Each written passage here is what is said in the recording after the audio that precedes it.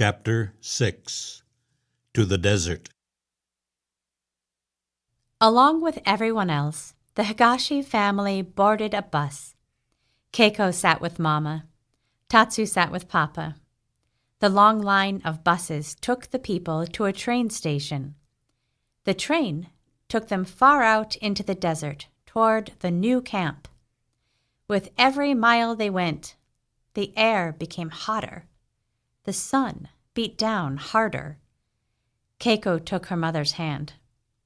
Mama, "Tell me this is just a bad dream," she said softly.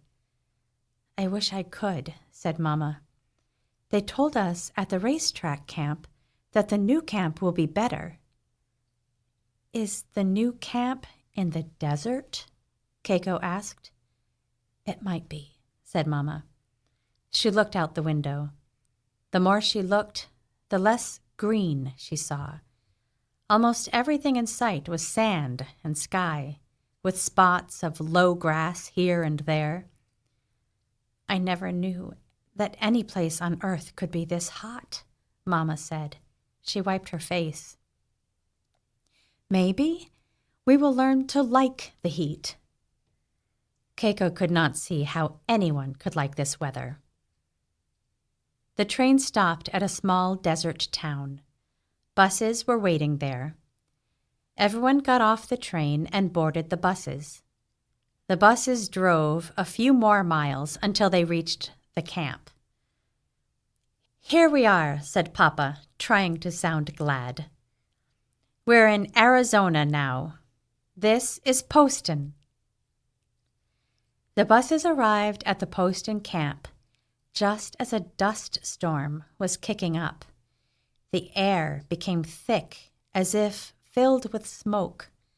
Heavy bits of sand flew into Keiko's face. She couldn't keep her eyes open. She held her face with her hands. She couldn't see her bag right in front of her. Keiko and the others could not even see the barbed wire fence that wrapped around the whole camp. A few at a time, the people walked to the main hall. Army police were posted all over the grounds. There was noise all around. There was the sound of hammers still pounding nails into the long black buildings where the people would live. There was a buzz of car motors everywhere they turned. And the wind, full of dust, tried its best to be heard above everything. Back home, Keiko had felt almost like a woman. Here, she held on to her mother's dress like a small child. Together, they made their way across the grounds. Inside the main hall, there were too many desks to count. The noise of people's voices took the place of the blowing wind outside. But the wind did not stop. Papers blew around as workers grabbed for them. The Higashi family waited in line. At last it was their turn. A woman behind a desk asked Mama and Papa what kind of work they had done before. "We ran a farm and a boarding house," they told her.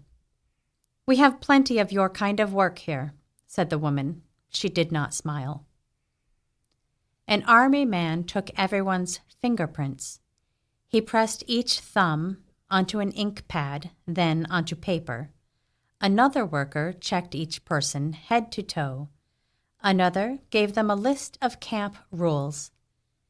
Then they climbed up into open trucks. The blocks of buildings were too far to walk to.